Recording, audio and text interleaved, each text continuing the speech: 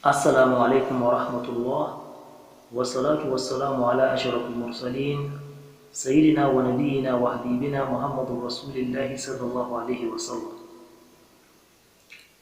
Yan uwa, mune kowa da kowa fatan alkhairi, sannan muna muku barka da sake kasancewa da mu a cikin wannan channel mai albarka. A yau insha Allah ta'ala mun zo muku da wasu ingantattun magunguna na ciwon haƙori. Waɗannan magunguna insha Allah ta'ala dukkanin wata lalura da ta shafi ciwon haƙori insha Allah inda aka biyo mutum daga farko har ƙarshe insha Allah za a samu magani ingantacce, za a rabu da lalura ta ciwon haƙori. Shin haƙorin mai kogo ne koko dukkanin dai wani nau'i na ciwon haƙori insha Allah ta'ala a yau mun zo muku da wasu ingantattun magunguna wanda za a magance lalurar ba tare da an je an cire haƙorin ba. Sai a biyo mu domin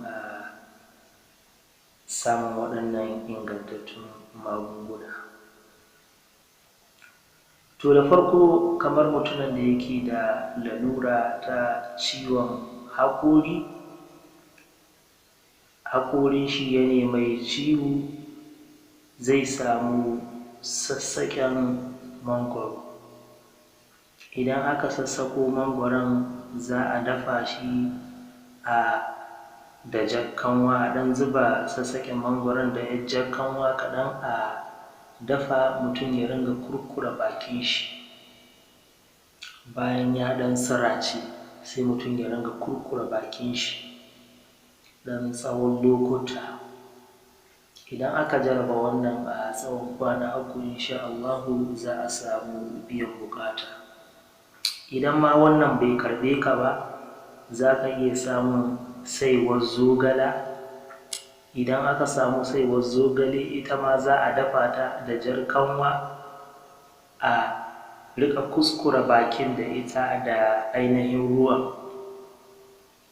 ruwan da aka dafa. Bayan an dafa an sun sirace, shi ma za a riƙa kuskure baki. Insha Allahu ta'ala za a samu waraka da ikon Allah. Sannan shi ma wannan in an jarraba bai karɓe ka ba, to za ka samu saiwar kwakwa taka, saiwarta. Idan aka samu saiwarta, ita ma ana dafa ta a zuba mata ainihin jar kanwa. To ita ma idan aka zuba jar kanwa kamar dai sauran, ita ma za a dinga kurkure baki. To insha Allahu ta'ala in dai lalura ce ta ciwon haƙori, ba haƙori mai kogo ba, haƙori mai ciwo, to insha Allahu ta'ala aka jarraba cikin waɗannan insha Allahu za ka samu wanda zai karɓe ka, za a samu waraka da ikon Allah da izinin Allah. Sannan kuma ana daurewa a ringa tauna kanunfari da ainihin haƙorin da ke ciwon, ana ɗan daurewa ana ɗan tauna kanunfari. Idan ana ɗan tauna shi ma insha Allahu yajin na bugun haƙorin, insha Allahu shi ma ana samun waraka da ikon Allah da izinin Allah. Sannan abin da ya shafi ainihin haƙori mai kogo, shi ma ana samun kanunfari sai a daka shi. Idan aka daka kanunfari sai a ɗan sanya shi a cikin kogon haƙorin. Idan aka sanya shi, idan ya kame insha Allahu shi ma ana samun waraka.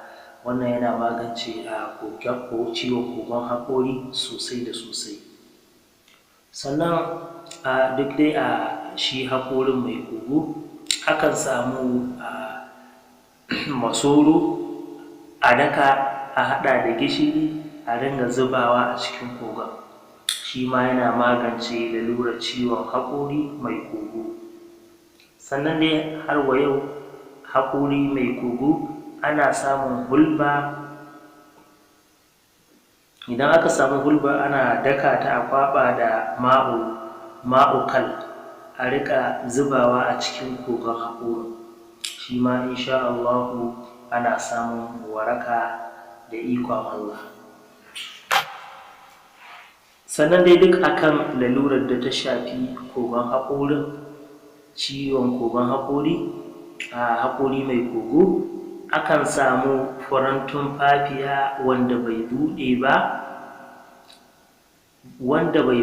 ba, ake samun furen tumfafiya sai ka buɗe shi da kanka. Idan ka buɗe shi za ka ga wani bululu a cikin shi, to ana murje shi a jajjage shi, shi ma sai a saka shi a cikin kogon haƙorin, to shi ma insha Allahu ta'ala akan samu waraka, insha Allahu zai bar ciwo, za a samu waraka da ikon Allah da izinin Allah.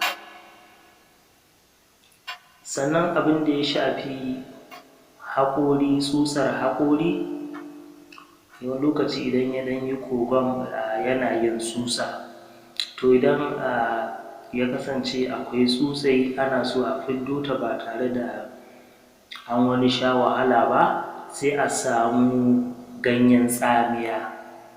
Idan aka samu ainihin ganyen tsamiya sai a dafa, idan aka dafa shi ana hiddo shi, sai mutum ya kara, ya buɗe bakin shi, ya kara siracin ya ringa dukan bakin shi, yana shiga cikin bakin shi, ya buɗe bakin, siracin na shiga cikin bakin, to insha Allahu ta'ala tsutsar takan faɗo da kanta. In dai akwai tsutsa a cikin kogon haƙori, to za ta faɗo da ikon Allah, da izinin Allah za a ganta ta faɗo, shi ma za a samu waraka. Sannan abin da ya shafi warin baki, shi kuma ana samun garin ruman sai a haɗa da zuma, a rinka shan cokali 2 sau 3 a rana, cokali 2 sau 3 a rana. Insha Allah wannan haɗin yakan magance warin baki. Sau da wani lokaci ba rashin tsafta ba ne warin baki, a lalura ce, to insha Allah aka yi wannan haɗin kamar yadda muka faɗa, aka samu garin roman, aka haɗa shi da zuma, ana shan cokali 2 sau 3 a rana na ɗan tsawon lokaci, to insha Allah ana rabuwa da lalurar warin baki. Sannan kuma har wa yau a kan lalurar ta warin baki, ana samun kanamfari. Idan aka samu kanamfari sai a daka shi, bayan an daka shi sai a tsuma shi a cikin wata roba haka mai marfi. Idan aka tsuma shi a cikin roba mai marfi, sai a ɗan ringa kuskure baki da shi, shi ma na tsawon lokaci, to insha Allahu ta'ala wannan haɗin ma akan rabu da lalura ta warin baki da shi a cikin ikon Allah. Insha Allahu dukkanin waɗannan magunguna da muka bada mujarrabai ne. Insha Allahu in ka jarraba wancan baka dace ba, insha Allahu muna fatan ka jarraba wancan zai karɓe ka da ikon Allah, da izinin Allah. Nan muka zo ƙarshen wannan bidiyo ta yau. Insha Allahu ta'ala sai mun sake kasancewa da ku a wani lokaci. Sannan kada a manta a yi liking din bidiyon, a yi sharing ɗinta, domin sauran 'yan uwa masu irin waɗannan lalurori su samu su ma sai su amfana. Mu nemi kowa da kowa fatan alkhairi, sai wani lokaci mun sake saduwa. Ma'assalam.